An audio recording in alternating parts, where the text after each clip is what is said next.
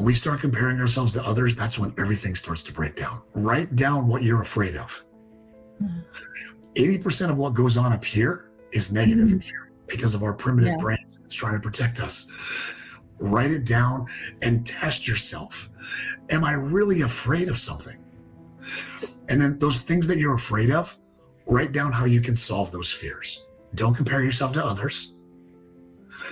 Know that you're on the path that you're supposed to be on, and do the work to improve yourself.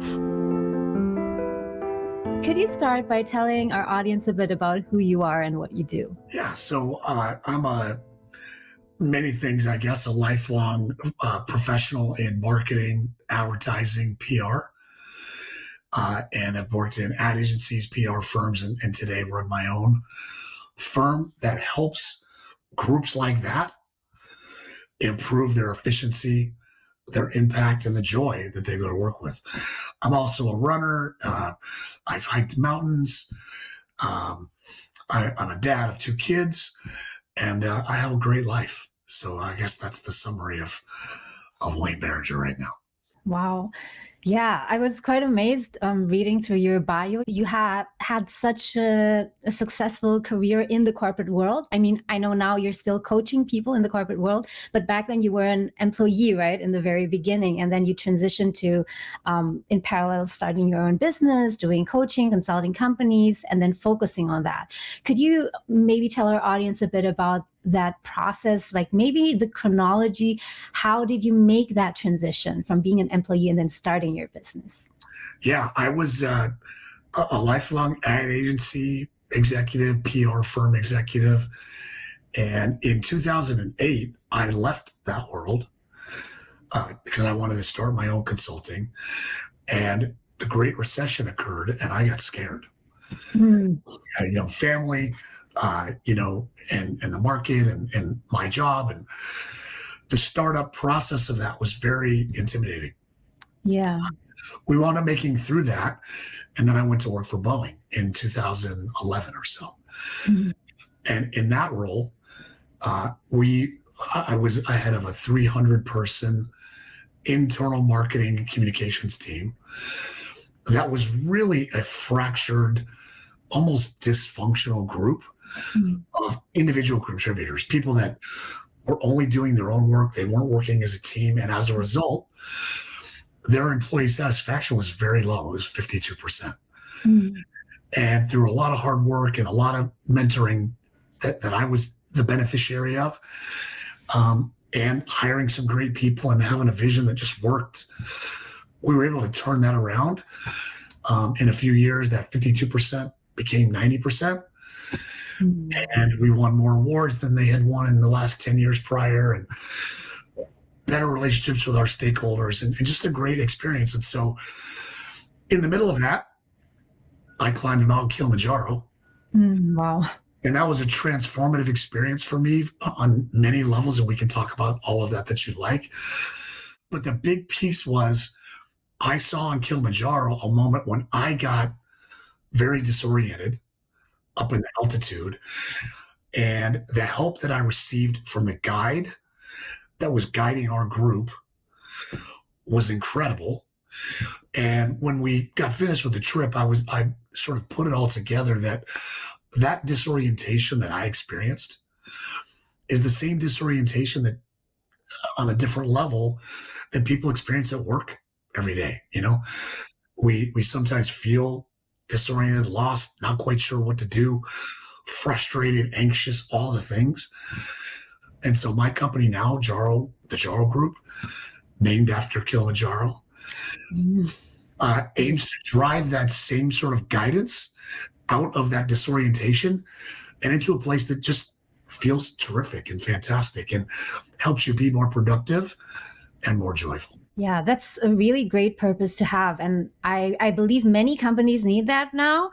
I was in the corporate world. I worked at HSBC in banking as project manager for a long time. And I also saw firsthand how fractured everything is. It's really sort of like in The Office, the series, right? everyone works in silos and there's no alignment, and yeah, people are just not motivated. So my follow-up question to that would be, what was sort of your own disorientation that you felt when you were still fully working as an employee, and then making that switch to, okay, now I want to start my own business. I want to help people. You had that experience with climbing Kilimanjaro. And so what was like the defining moment that you knew, okay, now I want to do this and not just be an employee anymore, let's say? Yeah, I think most of my life I've wanted to do this and not just be an employee. And most of my career, I was scared to do that. Yeah. There's a lot of uncertainty, not unlike being on a mountain in the middle of Africa. There's a lot of security that we're used to. Yeah. Back on the flat land, back in the W-2, I'm an employee situation. That's what we're used to. My parents, my family, my friends, everybody is an employee. And so for a long time, I just stayed with that. In 2016, I made a speech at a conference for the first time ever about what we had done at Boeing. And people came up to me and they said, wow, could you help us do that? And it just started me thinking, maybe I could do this on my own. And so in 2020, we had a choice at Boeing, either move to Chicago or leave the company because of all the challenges from the airplane crashes and the financial challenges that the company had during COVID. I chose to just go do this. That was my opportunity. And it was very disorienting at first because anytime you leave a paycheck every 2 weeks, yeah, and now the paychecks could be 3 months until you get it, it's a challenge. But I knew that I had tried this before in 2008. And that fear that I experienced then, I just didn't want that to be a part of what I was going into now. And so I just trusted the process, trusted myself, did a lot of learning and took courses and built tools and just tried to do it for real this time. And so far, it's working great. It's the best thing I've ever done. Wow. Yeah. So it seems that you really had a very strong gut feeling about that. And yeah, you've already proven that you could do it. Was there any other kind of decision process that you had, or maybe a decision process that you could advise people to use? Because many people who want to start their own business, they're stuck at this point. Should I do it? Should I not do it? But will it work out? So is there kind of a methodology that you use to come up with that decision that, okay, this is it. I'm actually going to do it tomorrow or in 3 months or so? That's a great question. So I already told you, in 2008, I got scared. I didn't really have a plan. I just thought I could just go do it, which is just not smart, right? And yeah, that was part of my fear, is I knew that I hadn't done the work yet. And then the economy did what it did in terms of the Great Recession. So that just made those fears compounded. In 2020, I took 6 weeks off after I left Boeing to decide, do I really want to do this or do I want to go find another job? And when I decided I was going to do it, I decided this was not going to be a freelance bridge between Boeing and some other job. If I'm going to do this, I'm going to go do it and treat it like a company, get the learning that I needed to acquire to actually turn this into something real. So my biggest piece of advice is for people that are interested in doing this, moving from a W-2 to a sole proprietor or a self-employed person, is you have to be able to get your mindset out of what we've all been conditioned to experience, which is a paycheck every 2 weeks and meetings from 8 to 5 and 150 emails a day, and just kind of being that employee.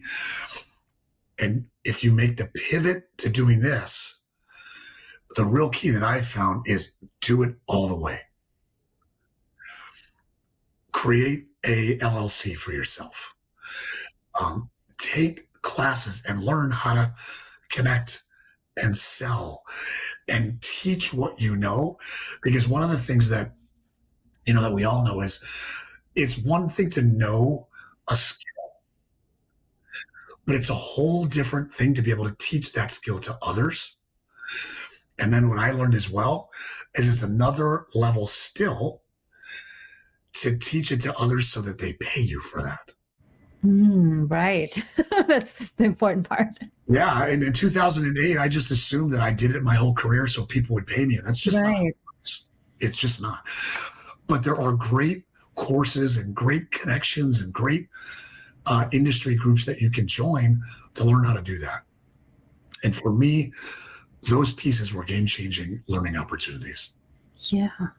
And did you wait until you learned all of the things, like you gathered your toolbox and then started, or did you go while learning? And if you did that, what percentage would you say you were prepared, if you can say that at all, before you made the leap?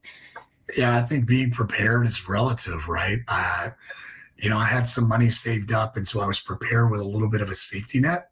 Mm-hmm. But from what do I know about doing this business as an entrepreneur? I thought I knew more than I did, and I know now that I knew way less. So I probably wasn't prepared. But what I did, as I mentioned, is I immediately started networking and letting people know what I was doing and seeing where it was that I might be able to help in the short term. And then at the same time, I immediately started looking for, how do I do this entrepreneur thing? Mm-hmm. How do I do the selling part? But I don't want to be a salesman. Mm-hmm. So how do I do this sort of consultative selling where it's really an idea of enrollment versus, hey, please buy my services. It's, hey, here's what we offer. If you're struggling with this challenge, we might be able to help, but so learning that was a big piece.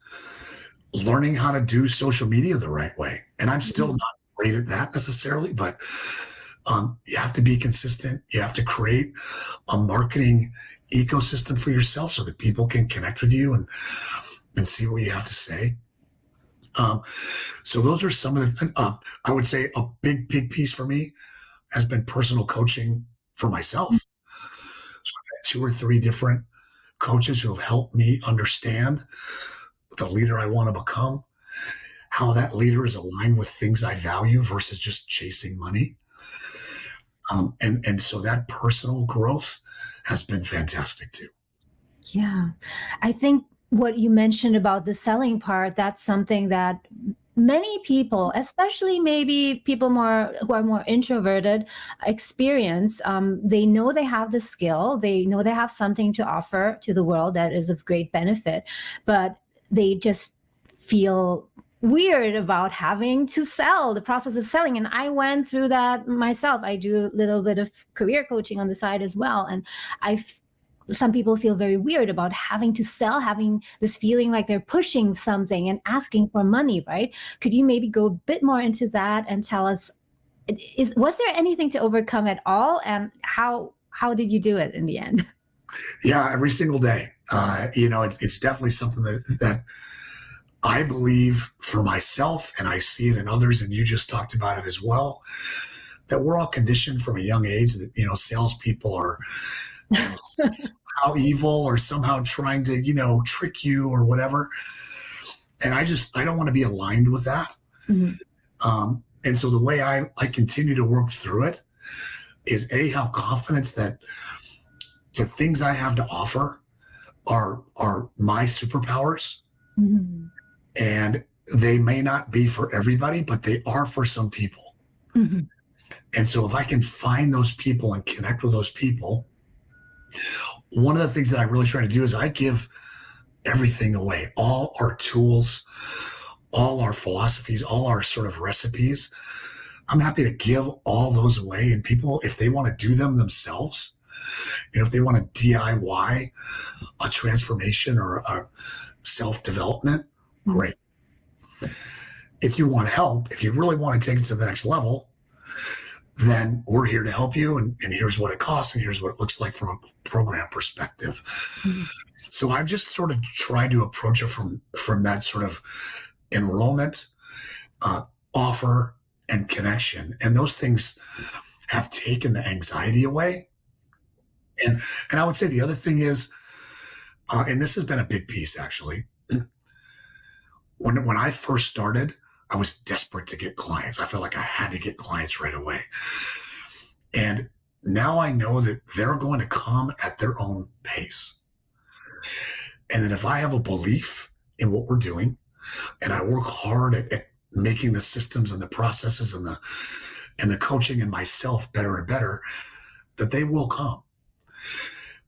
And so that can take that has taken the anxiety of I've got to have a client today away. And the amazing thing is, every year for the past 3.5 years, our business has grown. And it's not always easy, and it's certainly not always the same. It kind of grows like this as opposed to like this. But yeah, some of those pieces I think have been really important. Yeah. How many people are in your company right now? Well, full-time employee is myself. Mm-hmm. I have about 8 contractors that do different work at different times, depending on, remember I just mentioned, sometimes we have more work than others. Right. And so able to dial it up and down. I think one of the big keys is I've had great relationships with designers and writers over the years because of my background. And so I've had a nice network of folks that I can pull from for that. And then another big key was hiring a project manager to help me. My brain works in sort of some call it visionary. It feels crazy to me. It feels chaotic, but a project manager has helped me be able to put some sequence and some order to that and help us create some tools and some processes that are predictable. And that's been a game changer for us as well. Yeah, I agree. That's the way to do it nowadays. Work with a lot of freelancers, contractors, because then you're flexible and you can manage your capacity better, right? And you're much more agile, I would imagine too. That's great. So this wasn't planned, but on this note, I really have to ask you, so you're coaching, consulting companies, but are you also coaching individuals for our audience if someone's there who wants to start a business and needs some guidance? Yeah, 100%. We coach, I think right now we have about 27 people that we're coaching individually. Oh, wow. And then we have 3 divisions and 3 companies currently, and then we've coached, a number of others, over the years. What we offer is one-on-one self-development coaching, and that can be entrepreneurs just starting out. That could be corporate VPs and CMOs leading big departments. But anybody who's interested in figuring out the leader that they want to become and getting some help and guidance and just partnership. Yeah. On that journey, it's huge. And then we do team training. So, VPs and CMOs have large teams. Yeah. Entrepreneurs may have a smaller team, but we help work with that top level person to figure out what their team needs, what it's good at, and create trainings that bridge those gaps and optimize what they're good at. And then the third thing is, turnarounds. So small companies or big teams often get stuck. They're disoriented, as we talked about before. And we developed a formula that works at Boeing and has worked at companies like Hasbro and NBC and UKG and others to help groups make this turnaround from a lesser performing to a higher performing group. So individual coaching, team training, and this sort of organizational turnaround. Great. And you actually just mentioned one thing that I wanted to ask you also, which is about being a turnaround expert. So your bio is super interesting. You actually have multiple careers: team aligner, turnaround expert, executive coach, speaker, philanthropist, health nut, donut lover. Yes, I do count that as a career as well. And it makes me want a donut right now. Yeah, so I was just wondering about, turnaround expert. You just explained it a bit now. Could you maybe, just as a preview, give us a few key points of how do you turn around something that's not working, I guess, to become something that's working and brilliant? Yeah, well, here's what we've learned. If an organization isn't where it needs to be, or an individual, Yeah. you know, the first thing that has to be done is a really true discovery of what exactly is going on. And so in an organization, and actually I just posted this on LinkedIn just today, interestingly enough. Today is January 23rd. I don't know when this is going to run, but we find all the time that people call us, a VP will call us, for example, and say, here are the problems in my organization. And about 75% of those are right on. But it's that other 25% that they don't know, they're not quite sure about. When you reach a VP level, people tend to stop telling you the truth. Because you're this powerful. Yes, boss. Exactly, right? Yeah. So we go through this process we call discovery. A lot of people call it discovery. That's not a rocket science term. But we interview their employees, their stakeholders, and their peers.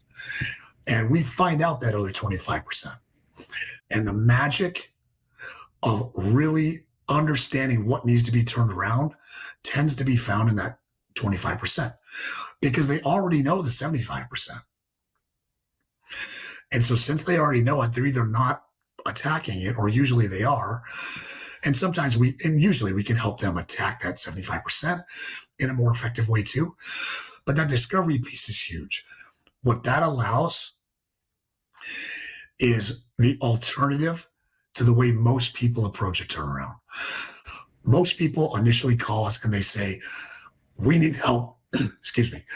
We need help with our processes, or we need to install a SaaS or a software tool to help right? If you start there and you don't acknowledge that 25%, what always happens is you start to exacerbate the problems that are on top of that process or those software tools and systems. Mm-hmm. So we start with strategy. What's the strategy of your organization? Then the structure. What are the roles that you need to fulfill that strategy? And then what talent do you have to fulfill that structure and those roles? And if you can really get to those essence points, then the process and the tools can be architected rather easily. And more importantly, they're way more effective because you've got the right purpose, mm-hmm. right roles defined, and you've got the right talent in those roles. Right. Yeah. How would you apply that to a personal level for people who feel that their life is not where it's supposed to be? Would you advise them to turn around, them applying the similar concept? Yeah, that's a great question. I talk to my wife and kids about this all the time. We want to hear it. How do you get out of the rut and turn your life around and be the person you should be? Exactly. Yeah. No, I've learned that that's not a conversation you want to have with your relatives and things. So, the big thing for me is just like I talked about with the organizations. You have to look inside yourself and maybe talk to some close friends and say, hey, I want to do this and this with my life. What's your perspective of how I do that today? So you can perform your own personal discovery process. And what I find is that most people do not want to do that because we've been conditioned that feedback is scary and negative feedback is negative. If you can turn around your conditioning on that feedback is only ever a gift. And you can choose what to do with that gift. You can throw it away or you can cherish it. And if you can find people that will actually give you the gift of honest feedback, now you have that 25% that we talked about before. You've got some pieces that you're not really letting yourself see. And now you understand them and now you can get to work. And so let's say somebody said, hey, I see you eat ice cream every night. And maybe you don't want to do that. Okay, I can see that now. So maybe I should get a dietitian. I get a dietitian coach to help me go, okay, what should I eat instead? Mm-hmm. Right. So that personal discovery, that sort of getting that 25% about yourself, I think is a big step. And then the other big piece is learning how to change your habits, right? Everything we do all day, every day is just a result of habits that we've been conditioned or we've conditioned ourselves to do over time. They're the hardest thing in the world to change. And we know that because they're now hardwired. Mm-hmm. And so creating a system and getting some help to help you change your habits, to do the things, to not eat ice cream, but to, eat broccoli instead. Like, that's not easy. That doesn't taste good. It doesn't sound fun. Those are some of the things that I would say on the personal side. Yeah, that's great. Improving on feedback. That's very important, but also very scary, like you said. Yeah, I think, fear is actually what holds most people back. Oftentimes irrational fear, sometimes objective fear, but more irrational. I want to go back a bit to your journey climbing Mount Kilimanjaro. And could you tell us a bit about how that changed the way you approach fear on the top of the mountain or on your way climbing, as well as in those moments in life that are very dark and where you're very scared to make a change in your life? Yeah, that's a great question. So I had a coach when I was at Boeing, and he took some of his clients from around the country on a rock climbing trip one February in 2018. I had never rock climbed before. Never. And I'm not talking about, walking on your feet. This is straight up a face of a rock. Now you're tied in, you have what's called a belay and ropes and things, and you have partners and teammates. On that trip, the night before we did the rock climbing, he took us to dinner. We had a great dinner. We had wine. It was a wonderful time getting ready for the next day. Right before we left from that dinner, he said, "Hey, I'm taking a group of 8 people to Mount Kilimanjaro in September. Would you all like to go?" And we were all having fun. Yeah, we'd love to go. Of course, that'd be fantastic. Well, then I woke up the next day in the rock climbing, but yeah. And you might be able to hear, like, I have a raspy voice. My breath is loud. I have a small airway. I've had it all my life. So my breathing isn't the same as most people. Mm-hmm. So as I started to intellectualize about Kilimanjaro, and it's 19,000 feet. And the altitude is a third up there what it is down here. Oh. The hike is 7 days. Oh. And you have to train for 6 months and all these things. Yeah. Oh. Yeah. I almost called it off a couple of times. But my wife and my oldest son, who did it with me, and a couple other friends who we trained together, we just helped each other sort of go, "Oh, we're going to do this. And if we don't make it, we don't make it, but we're going to do it." I think that's the biggest thing, is having an ambition, having an intention, and just being detached from the outcome. Like, we're going to train hard. We're going to enjoy the time together. We're going to do our best. And if we have to turn around, we have to turn around. But here's the thing. We often feel like a journey like that, or a turnaround in a company, or not eating ice cream and changing to broccoli, is all on ourselves. And that is completely 100% not true. It's all about the people that you surround yourself with. On Kilimanjaro, we had 8 other teammates and, dozens of guides and people helping us to get up that mountain. In fact, it's a law in the country of Tanzania that you're not allowed to hike that mountain without an official guide. And the reason for that is because 65% of people who attempt to climb Mount Kilimanjaro with a guide succeed. They make it to the top. 65%. And so it's not just about you. Yeah. It's about the team and the group. And that's a big piece for myself and in the corporate trainings and coaching and turnarounds that we do, that a lot of leaders feel like, oh, it's all on me. And I have felt that myself in my roles at Boeing and even in my role here. But there's so many people that help. And if you can just understand that, it helped for me bring the fear down quite a bit. Wow. Yeah, I never really thought of it that way. So that's a very interesting perspective. Yeah, that you have to think about who you surround yourself with, right? Because they influence you so much. I really can't believe climbing Mount Kilimanjaro because I'm afraid of heights, even if I, even like if I'm in a very a high rise and then look down through a transparent elevator or something. So wow, that's really, really inspiring. I guess when you're up there, one of the fears is, correct me if I'm wrong, is also partly the fear of death, maybe partly to some extent. Yeah, and I somehow I draw the parallel to being an entrepreneur or wanting to be an entrepreneur. Also, when you've not started yet, you have this fear of potential death, like a metaphorical death, right? I see now you found fulfillment in your new job. I mean, in your life as an entrepreneur, so everything worked out well. But did you always know that you wanted to become an entrepreneur, or that you had it in you? Like some people had this childhood dream, they want to have their own business one day. How was it for you? I always knew that. I always felt that, and Yeah. was always fearful of it. I want to just mention too, almost nobody dies on Kilimanjaro. No. Oh, So good to know.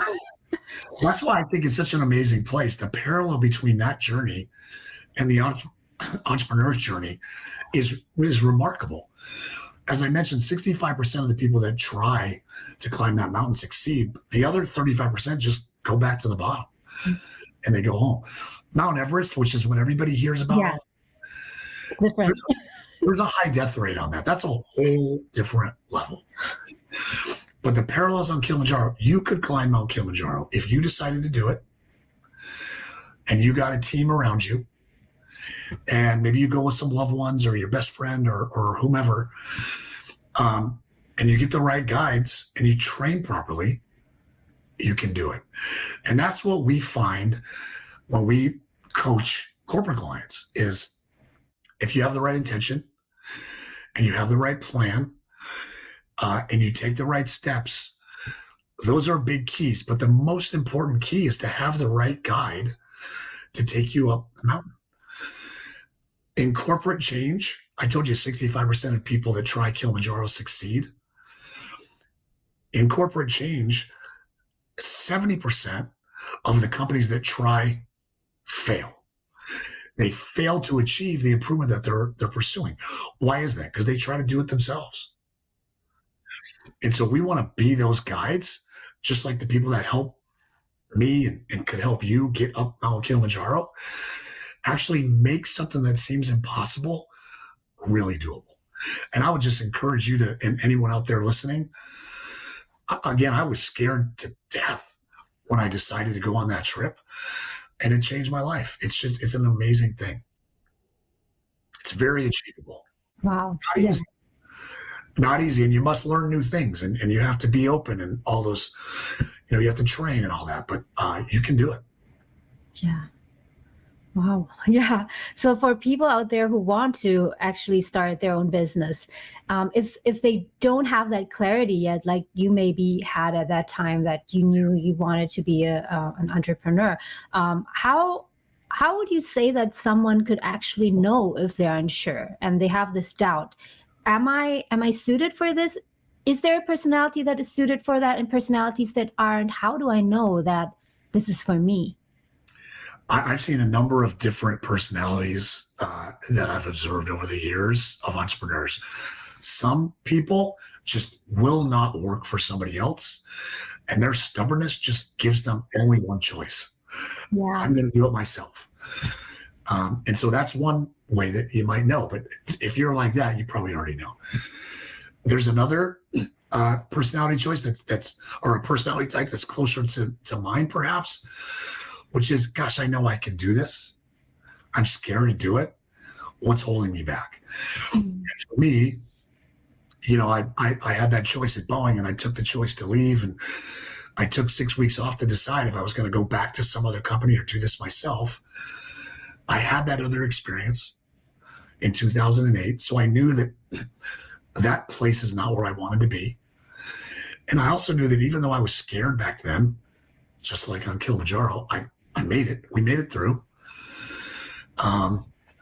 So here's the tips I would have. Number one is write out. This is one of the things we tell our clients. Write out the leader you want to become. Like, what are your values? What are your superpowers and your kryptonite? What are some of the great leaders that you admire? And just write about what do you want to be a year, 2 years, 3 years from now. That writing piece is massively valuable because then it's not just all the negativity in your head. Yeah. It's not just the one way talking to somebody else, but you get to deal with it and edit that manifesto, if you will. Another thing to do is to network and talk to other entrepreneurs and get feedback, especially ones who might know you, and see if they can give you that gift of that 25%, right? Those pieces that you're blocking from knowing about yourself. And then the third thing is have a safety net. Figure out a way to save up enough money that can get you through a half a year, or get a loan. You can get, we can all get business loans, home equity loans. And so you can have some financial safety. And then the last thing is, once you decide, know that it's going to be hard. Know that having it be hard is completely okay, and keep going anyway, and keep learning and keep understanding and keep trying and keep reinventing yourself. Like, I just think that's the recipe that's worked so far for me. That's really, really great advice. Thank you. And that connects to my next question. I wanted to address the financial aspect. So it's a rather technical question, but it came up a lot in the comment section of my videos, which is people are wondering if they want to make this leap, they want to start their own business. And maybe they've already passed the transition phase for 6 months. They already started something, but they want to really cut off that umbilical line to their company, right? Where they're working as an employee. How much would someone need to save up, like as an emergency fund, before they move on? Would you be able to share that? It could be abstract, or do you have some kind of formula for that? What are your thoughts about that? Yeah, I don't know that there's a formula, but here's what I've learned about that. I'm 55. So I did this transition 3 years ago. I've got two, kids that were in college at the time. We've got a big house, we've got all the things that you have that you accumulate when you're later in life. So I needed more of a safety net than somebody who's 25 and doesn't have the expenses and the roots and things like that. So the first thing is, if you can make an assessment of how much money you need to live and how much money you're wasting or spending on excess, and cut that excess out, and then figure out what you must have for 6 months, that's a great place to start. For some people, that might be $20,000. For some people, that might be $80,000, But being really honest about what you need and what you're going to cut out in case of an emergency is huge. Then starting with a frugal, abundant mindset, start the business, I think is really important. So frugal and abundant, like those are two opposites, right? But the whole notion is you have to have a mindset of abundance to believe in yourself and know that things are going to work out and give you the motivation to keep taking the right steps. At the same time, if you're spending wildly because you feel abundant, you're going to go out of business, or you're more likely to go out of business. You're more likely to overextend. So if you can keep those two differing mindsets in focus at the same time, you can be a smart business person that's being frugal and spending where they need to, investing in yourself, right? So it's not saying don't spend money on coaching. And I'm not asking people to hire me, but get the coaching that you need and spend money on it. Every time I spend $1,000 or $10,000 on coaching for me, it comes back tenfold every time. So figure out where it is you need to spend, and then don't spend on a new Lamborghini yet. And don't get a big new office space yet, right? But know that you're going to get there. So I think that's what I would say about money is know what you need to secure you for 6 months, and then have this notion of business sense and optimism and keep going in that way. Wow, I love that. I think that's gonna be my new motto: frugal and abundant. Yeah, that's kind of how I try to live as well. That's awesome. You really crystallize it into two words. Great. That's Yeah, so that was wonderful. And now, before we end, I want to go through a lightning round with you, which consists of 8 questions I want to ask you, 8 very popular and important questions to our audience, which you could help me answer in maybe like 2 to 3 sentences. okay. So, yeah, let's start. So, the first one would be, what would you say to someone who's in their 20s to 30s who think that they're lagging behind everyone else in their career and life? Don't compare yourself to anybody else. Understand what it is you want to do and align what you want to do with your values and do that. When we start comparing ourselves to others, that's when everything starts to break down. There's no reason to compare yourself to others. Great. And the second one, what advice would you give to someone who's at rock bottom? I don't know that I've been at rock bottom, but I've been in dark places before. And I think the big key is to allow yourself to be open to what the people around you can provide you and read and pursue things that I call life education. Some people call it self-help, but just life education, books, podcasts, so that you can get out of that rut and take steps. The hardest thing is people that just stay where they are. For me, when I was stuck, once you start taking steps, the world starts to open up. Yeah, great. What would you say to someone who is considering changing careers but is really afraid? I think one of the biggest things is write down what you're afraid of. 80% of what goes on up here is negative and fear because of our primitive brains. It's trying to protect us. Write it down and test yourself. Am I really afraid of something? And then those things that you're afraid of, write down how you can solve those fears. If we just do that, it's a massive game changer in being stuck in the fear. What do you wish you knew when you were in your 20s and 30s? I wish I knew all the things that we've just been talking about. Like fear can be overcome. You've got people around you. It's not all about you. Don't compare yourself to others.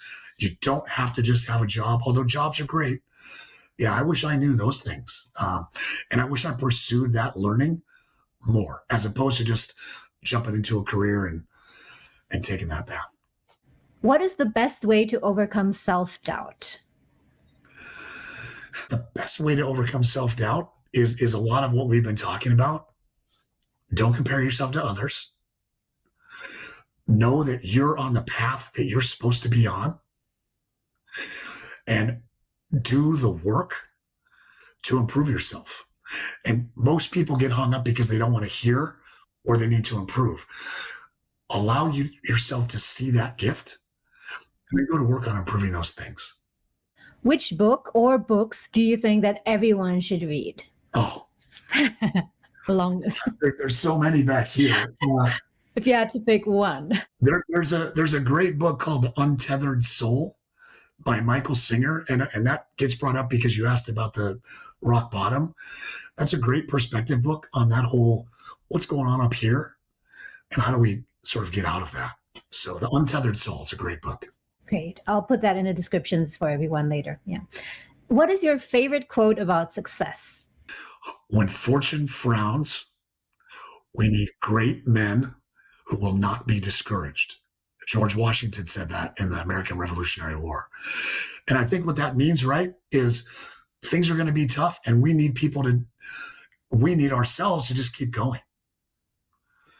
And if we cower and hide, it's when we're going to get beat. So when fortune's frowned, we need great men and women who will not be discouraged. Awesome. What brings you the biggest happiness and fulfillment in life? Oh, there's so much now. I think my renewed sense of personal balance and centeredness and the lack of judgment and comparison has been so transformative for me. And I think that balance has allowed me to help other companies and teams and individuals see things that, they just can't see because they're stuck in the judgment and comparison mode. So I would just say that personal balance and perspective. Great, great. So much good advice. Yeah, thank you. Now, before we end, where could people find you or follow you? Yeah, I'm on LinkedIn, Wayne Barringer at LinkedIn, and also the Jaro Group has a LinkedIn. And then our website is jaro.win. And again, it's after Mount Kilimanjaro. And as we've talked about all the great experiences, and hopefully you see some inspiration on the site. And anybody who needs anything, feel free to reach out, Wayne at jaro.win. I told you I'd give away all the tools. I just want people to get the help that they're after. Great. Yeah, I will put everything in the descriptions down below. So Wayne, thank you so much for your time. It was really so interesting, so enlightening. I wish we had more time, but we can do this again another time. So thank you so much. And I wish you all the best with your business and all your endeavors. Thank you. I love that. Same to you. This has been really fun.